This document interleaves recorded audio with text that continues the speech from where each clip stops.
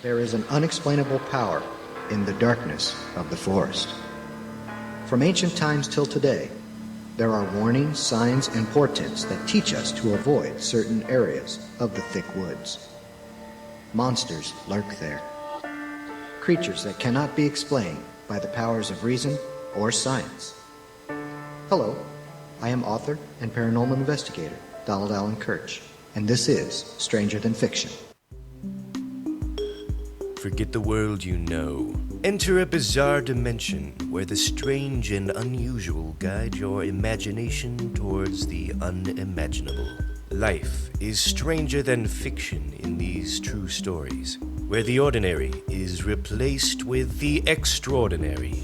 Explore strange legends, weird myths, and odd folklore. The facts are laid before you to examine. You're invited to draw your own conclusions on these true stories of the paranormal.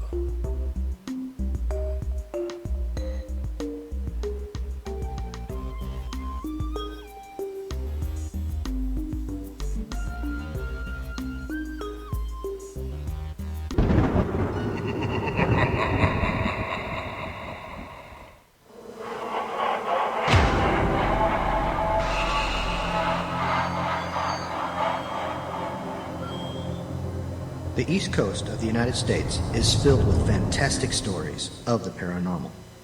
From a Revolutionary War hero that haunts the old buildings of government in North Carolina, to Abraham Lincoln's ghost spooking a royal visitor one night in the White House.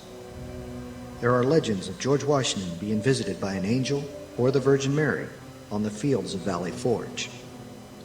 To the telltale prowling of the Capitol building's Black Cat, summoning up the death of another president.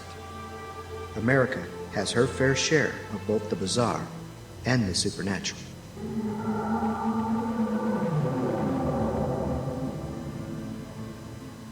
None of these stories, legends, or hauntings can compare to the dark and foreboding mysteries of the New Jersey Pine Barrens. It is within these confines that we discover quite possibly America's first folktale.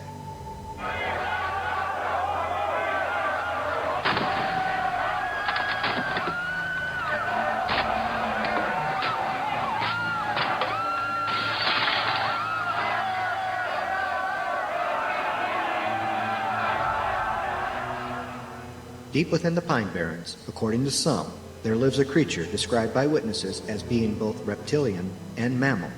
It stands tall, has the head of a horse, and wings which propel it to wherever it wishes to go.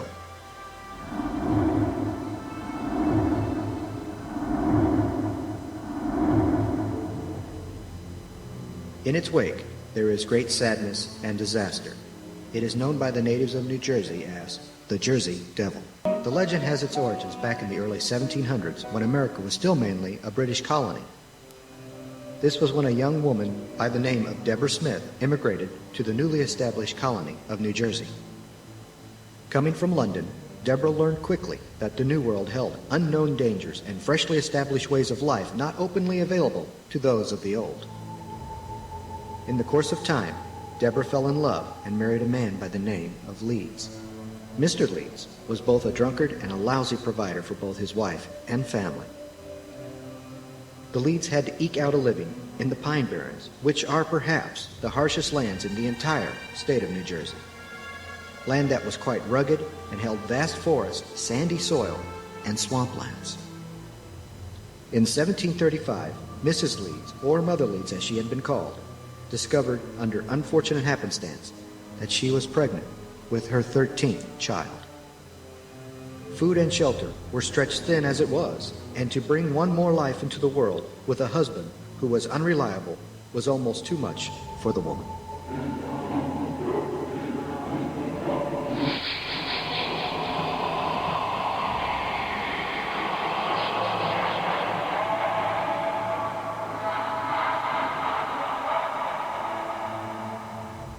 It was then that Mother Leeds was said to have either made a deal with the devil or cursed her unborn child to its terrible and unimaginable fate.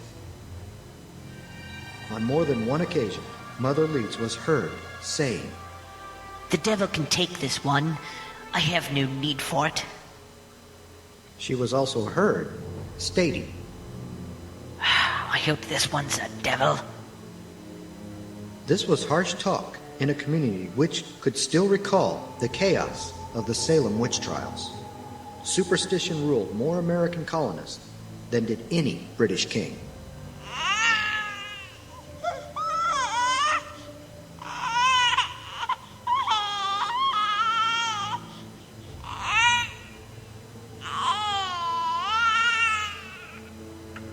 When the baby was finally born, he was purported to have been quite beautiful. Healthy and happy, he was washed and placed upon Mother Lee's stomach. All was forgotten in the magical moment of a child's birth. All forgot but the devil.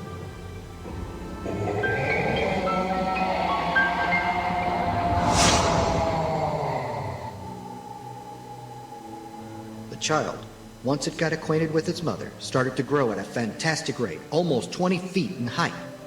It was reported by those who witnessed the event that the child became quite reptilian in nature, grew a horse's head, wings, and a forked tail.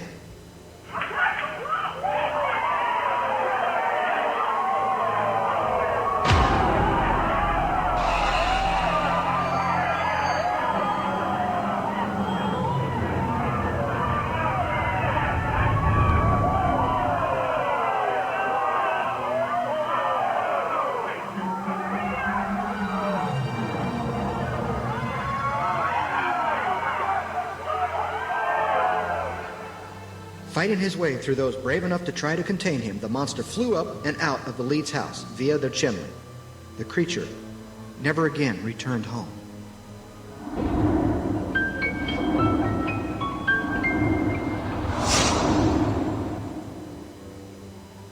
Another variation of the story of the Jersey Devil's creator is that it was the direct result of a curse from a gypsy.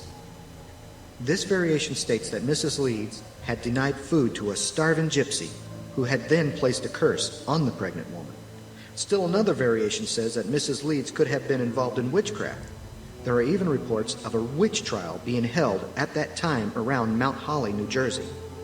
It is also believed that the Jersey Devil's mother could have been cursed by locals because she fell in love with a British soldier, and because of the time period before the Revolutionary War, she was shunned. As the beast became known to those in the Pine Barrens, even grown men would refuse to go out at night. It was reported that the devil would carry off small children lost in the woods. Cattle, dogs, and sheep were also favored items. Those investigating would later find the remains of missing animals, but children would never show any signs of being killed or taken. They just vanished. The Jersey Devil was also blamed for breathing upon milk cows, making them dry up, and for killing off all the fish in the streams, hurting the local businesses.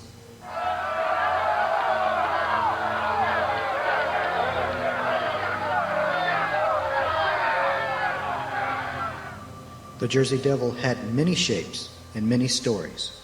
There were also several variations on the events of the Jersey Devil's birth. Some say that the creature was born as a devil and never resembled a human being. Other variations also say that before the Jersey Devil flew off into the Pine Barrens, it killed and ate all the people present in the cabin.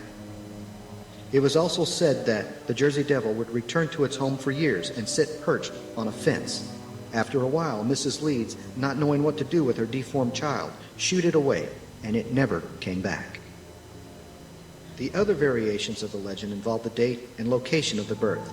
Instead of 1735, it had been dated as 1778, 1850, 1855, 1857, 1859, 1873, and 1880.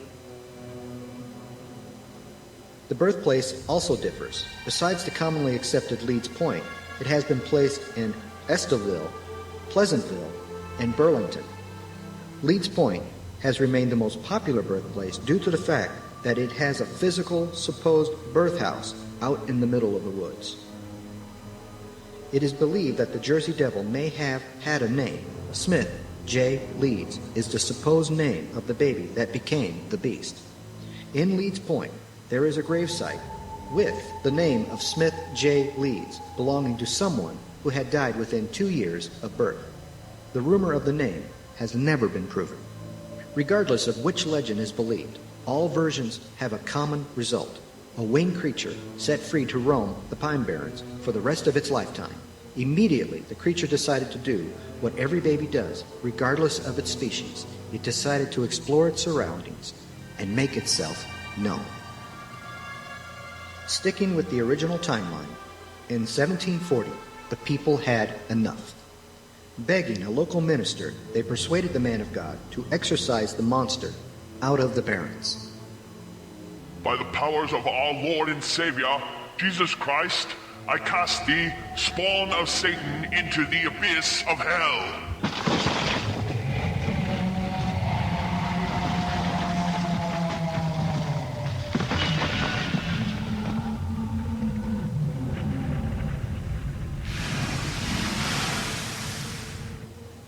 Upon doing so, the priest did warn by the very nature of his actions that the exorcism was not permanent.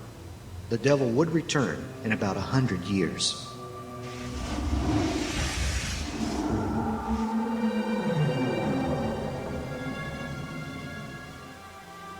Holy Mother of God! What was that? If one were to believe the records of the time, the exorcism failed. The devil was spotted at least 2 more times before the end of the century's moratorium.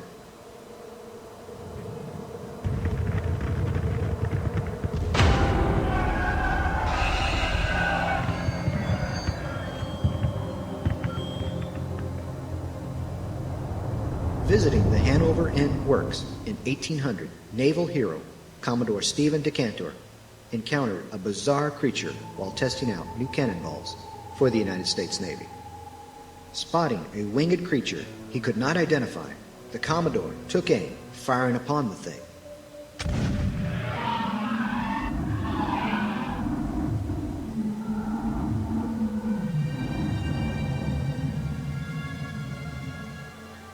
Knowing full well that he had hit it, the creature flew onward, deep into the Pine Barrens, looking as if the bullet fired on it had no ill effect.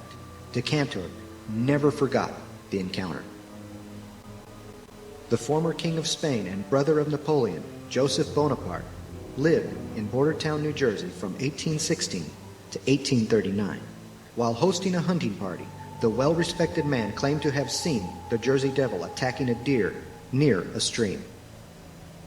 The ex-king was not a coward and did not frighten easily, but this encounter shook him up. He talked of the episode till the day of his death. In 1840, as if on cue, the devil returned with full force. As the priest had predicted about a century before, South New Jersey was again hunted and haunted by the devil. He once more began to kill cattle, sheep, and steal away missing children unfortunate enough to wander into the woods. Although actual sightings of the creature were few, the legend itself took on a whole new force, and people began to rush home, locking their doors in fear of things dark and dangerous in the night.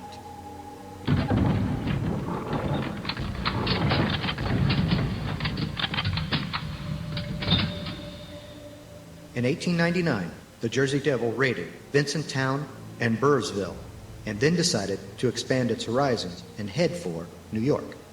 The creature made its first out-of-state appearance in Spring Valley, New York, where a resident was repeatedly losing sheep and hearing ungodly screams.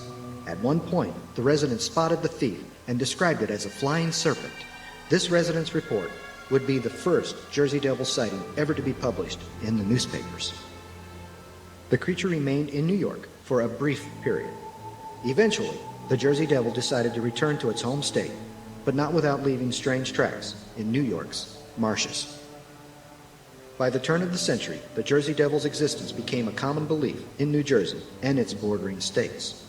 The people believed that an eerie, supernatural creature lived in the Pine Barrens. The people also believed that the sightings and tales would soon die out, and that the legend of the Jersey Devil had run its course. Soon, they would realize that they were sadly mistaken. The 1900s started off with a major bang for the New Jersey Devil legend. In 1909, the largest batch of Jersey Devil sightings ever recorded occurred, in which the Jersey Devil was seen by over 100 people in the time span of a single week. This week, January 16th through January 23rd, has been justly named Phenomenal Week.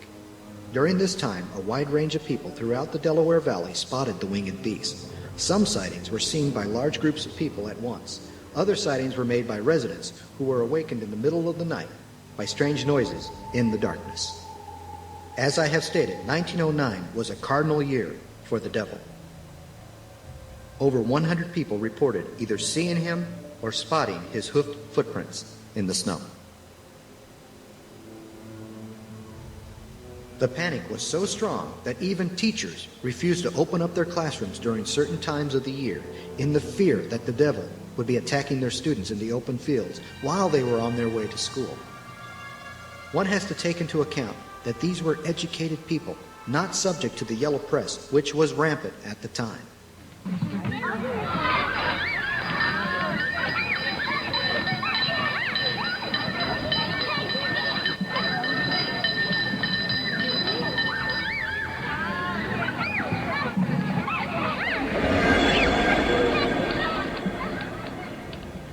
Imagine what would happen to school authorities today if they tried to plead with parents, warning them not to have their children attend school due to the sudden attacks of a monster.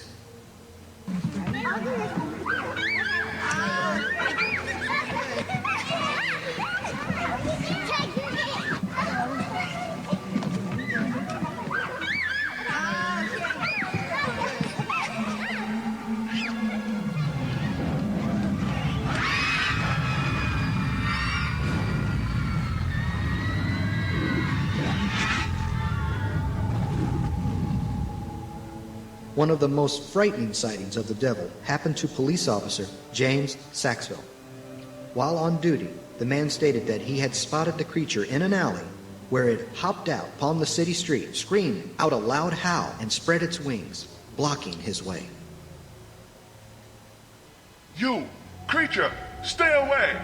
Stay away, or I'll shoot you where you stand! Sweet Mother Mary, protect me! Upon taking out his weapon, the officer fired at it, claiming that he had offered it a mortal wound.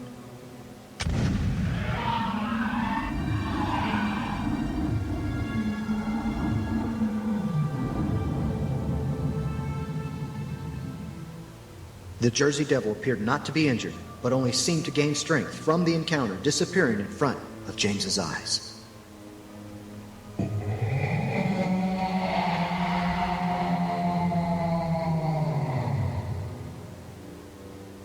Still, with all this evidence, the devil has been considered just a quaint local legend, something to scare the children with.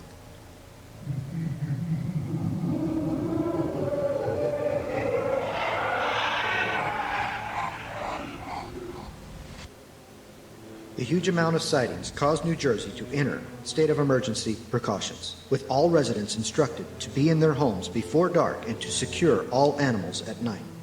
Newspapers were filled with detailed sighting accounts, although many articles seemed to be mocking in tone.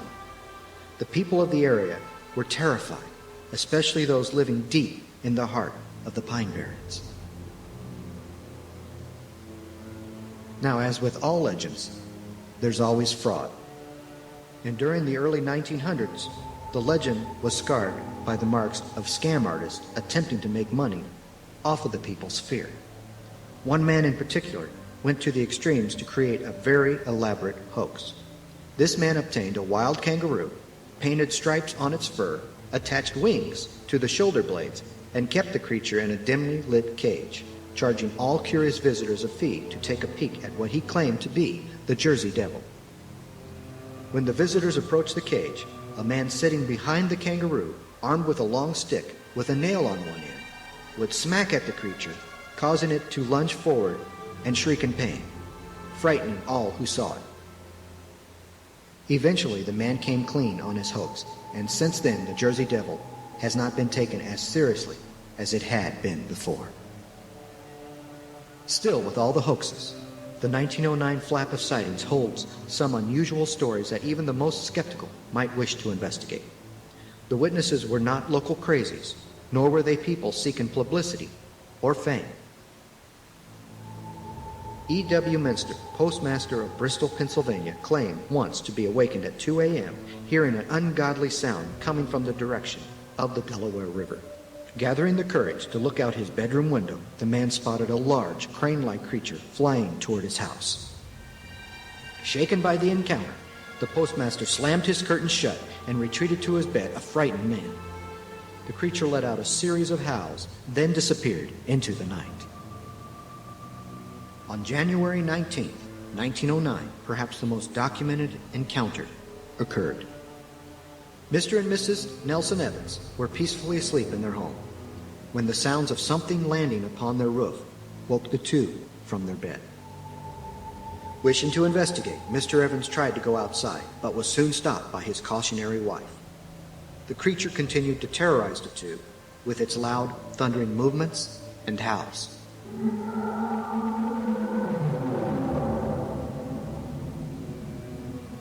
Later that night, the creature was spotted in the backyard of Mrs. J.H. White.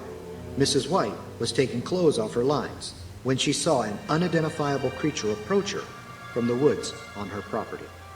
The sight of the thing was enough to make her faint, being revived minutes later by a concerned and confused husband. Before Mr. White could take his wife into their house, the Jersey Devil returned, flapping its wings, challenging the man. Mr. White, to his credit, did not falter. Damn beast! Be gone with you! Get off my property and never return! Grabbing a broom, the man claimed to have chased the demon from his backyard, watching it jump over his 6-foot fence with one single leap. The police were called, and by the time they arrived at the Whites' property, over 100 people had gathered in curiosity, hoping to discover if the legend were true. They were not disappointed.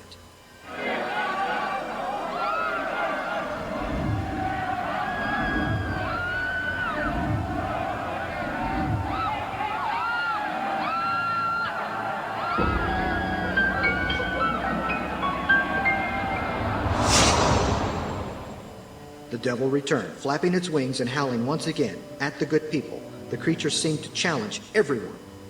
The police officers, concerned for public safety, shouted at the creature, hoping to frighten it away.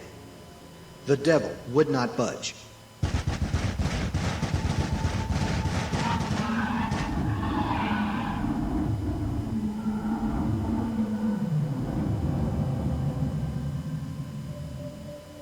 The officers emptied their guns in a panic.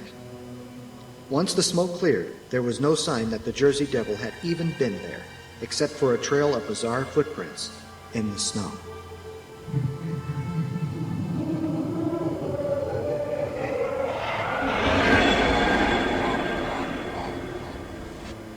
At one point, in a frantic chase to find the devil, the charred remains of a strange creature were found somewhere in the Pine Barrens. These remains were unidentifiable by the Department of Wildlife and Conservation. They had no record of any such creature on file. Some believed that these remains were those of the Jersey Devil and thought the legend was finally put to an end. But once again, the Jersey Devil returned. According to sighting reports, the next spotting of the Jersey Devil did not happen until 1927.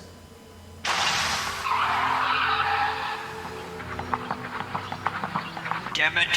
Flat tire. This is going to cut upon my drive time. Curse it all to hell.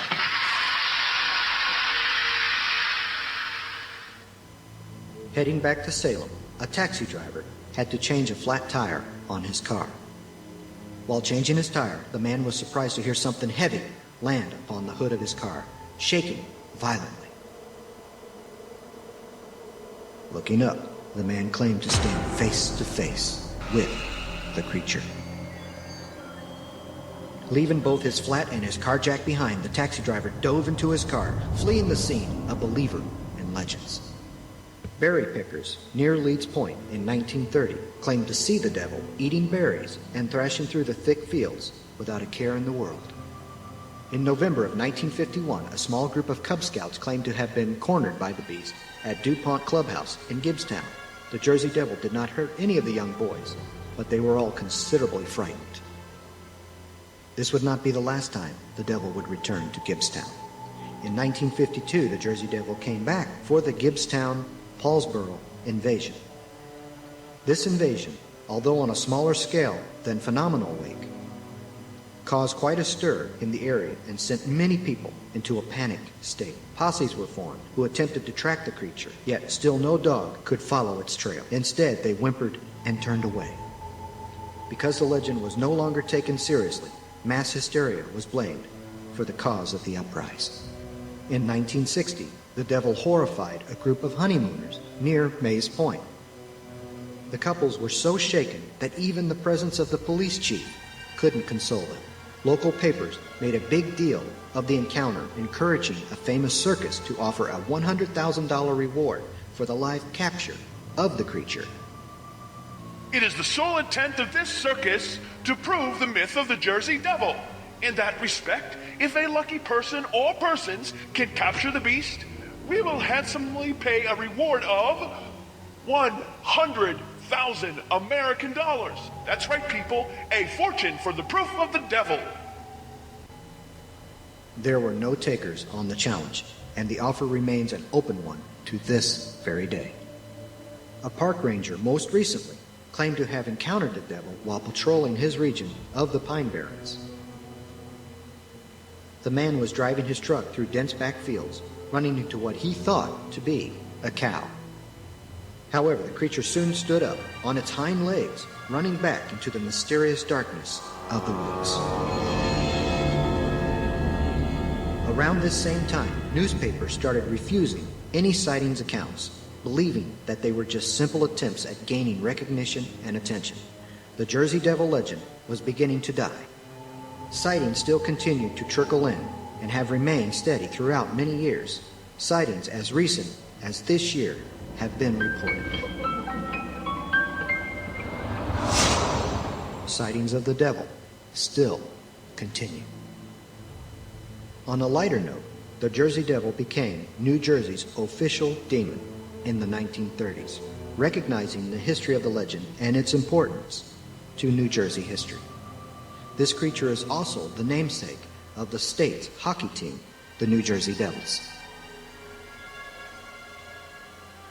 One could say that these sightings were the results of overactive imaginations, some drinking, and perhaps a childhood need to tell a joke. Still, most witnesses have been respectable people, not seeking publicity, nor are they looking to write a book and make a couple bucks from the encounter. They are police officers, public officials, priests, and teachers, not the type of individuals who would risk their jobs and reputations on a whim. Something is out there resting in the New Jersey Pine Barrens, and it has been known to scare the hell out of people. Pray that you never have to find out what it is.